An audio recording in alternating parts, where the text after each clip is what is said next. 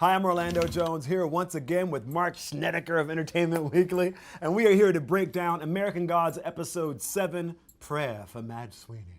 Now here's your 10-second spoiler warning. This is a spoiler alert. We are about to talk about this episode so in depth. If you haven't seen it yet, you do not want to be here. The following program. Modern style.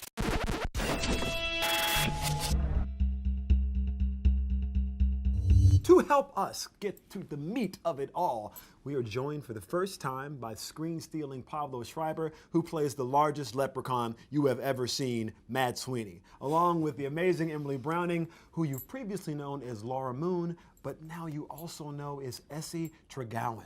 And back, once again, our executive producers, Brian Fuller and Michael Green. Hello, hello. Hello. Everybody, thank you guys so much for being here for episode 7.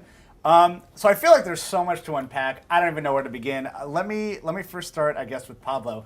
Mad Sweeney. We know why he's mad, I suppose. We know a little bit more about Sweeney. What do you think is the most important thing we learned about Sweeney in this episode? God, do we know why he's mad? I think we have many more reasons to learn about why he's mad. One of several. Yeah, so we've unpacked some chips on his shoulder. I think the most important thing we learned about Mad Sweeney was really the reveal about the tie-in to this one here. So he's been carrying this huge piece of guilt around that he was initially put to the task of killing her so that Shadow Moon would be at his lowest so that he would take on work from Mr. Wednesday. Yeah. Mm-hmm. How did both of you guys react when you found this out about your characters? I'm trying to remember when. I think we found it out early. We found it out early. Yeah, we It both was knew like, early. you know, that the same way other people were. I mean, I feel like having watched all of the episodes in order, I don't feel like it's something that is hinted at, really. Well, I'll I feel tell like you, it's a pretty big shock. We had a discussion with Pablo about that, and it actually factored into his performance in the first episode when he's looking at what Shadow's about to do, joining up with this man, Mr. Wednesday, and looking at him like, don't fucking do it. This is- Yeah. And there's some guilt there. And Yeah, it also does an explain excellent that choice. kind of guilty. And it's also why I remember we were having the conversation, Pablo, Yep. on set, because Mad Sweeney wants to get the shit kicked out of him in this Yep. moment because he feels that he has it coming. So he wants Shadow to beat the crap out of him because that's what he deserves. Is this your old lady's obituary? She was a fine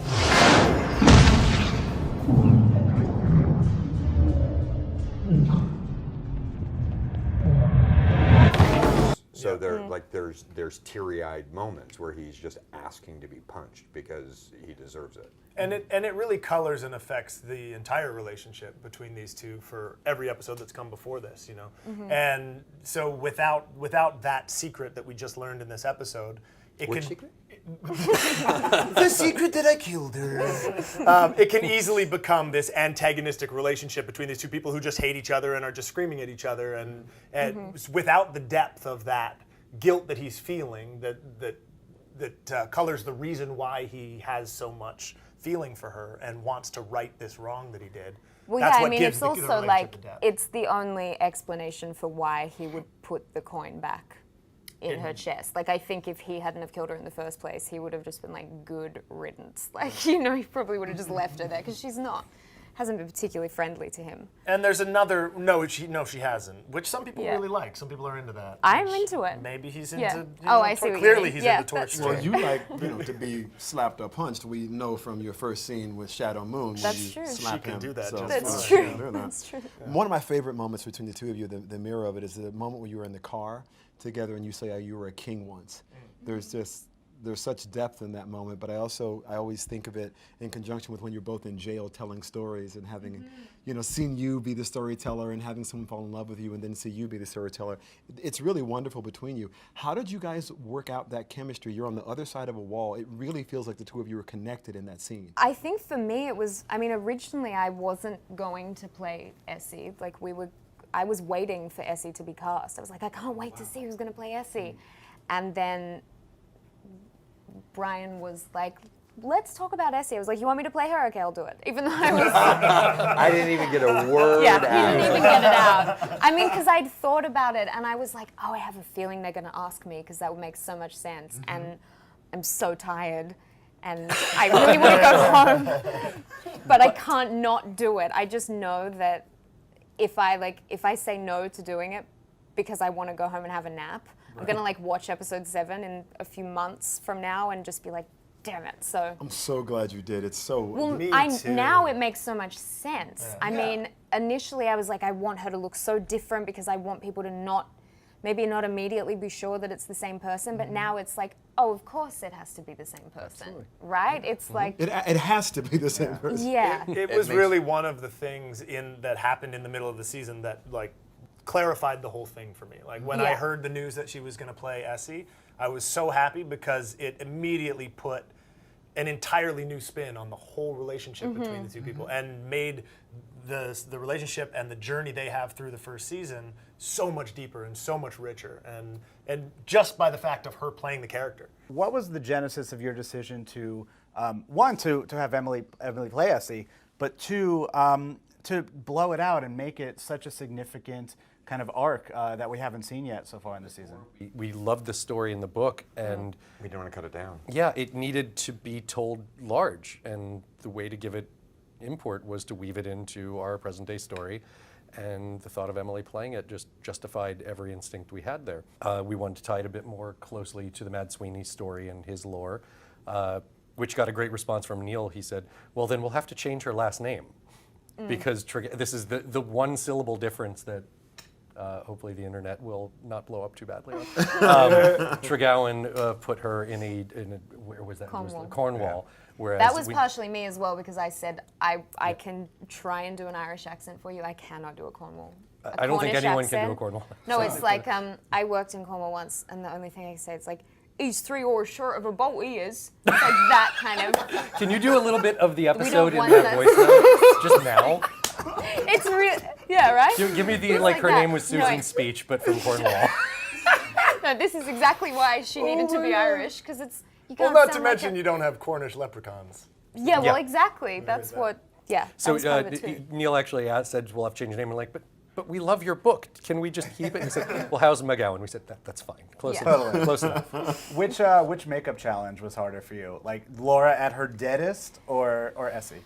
Makeup was never well. Actually, no. Laura, when I had the full chest piece on, yeah, like 4 hours in the chair, but also kind of good because I remember like my dad every time I have a new film or something coming out, he's like, "Am I allowed to watch this one?" Because I tend to get naked a lot, and he's like, "I don't want to see it, so you let me know." I'm like, "Well," but my dad loves the book, so I was like, "Well, here's the thing about the prosthetics. You will see my boobs, but they're not actually my boobs. So it like makes it kind of okay. Like when you see me naked on TV, it's not really me. It's like all prosthetic." The makeup for Essie was just like, that was so much fun. It was a dream. And it didn't take, like the freckles and the wig didn't take too long, but it was I think we've spoken a lot about Sudarat, who's our costume designer, who's unbelievable. And she made all of those costumes like 100%, like right Authentic. down to the period, like totally authentic. And so everyone was like, can we have some easy, like, can they maybe have a Velcro strap here? She was like, no, absolutely not. This is a full corset. And it was amazing, but it was also like pain. All She day. built the Like, underwear. I mean, really it was down to the down buttons, to every stitch. everything. Like was it authentic. took me 30 minutes to get dressed every day, like roped into that corset, which is great because it affects your performance as well. Like I think Laura's the kind of character that like pushes all of her emotions down, and I wanted a distinction between her and Essie. And the thing about the corset is it's like your emotions are all going to be up here.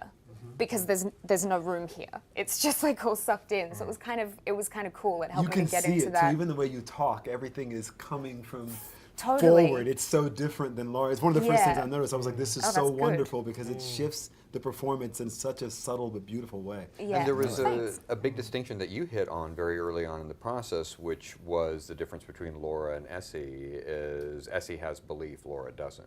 Totally. And that was Yeah. something that you like zeroed in on to differentiate these two women and Mm-hmm. very effectively.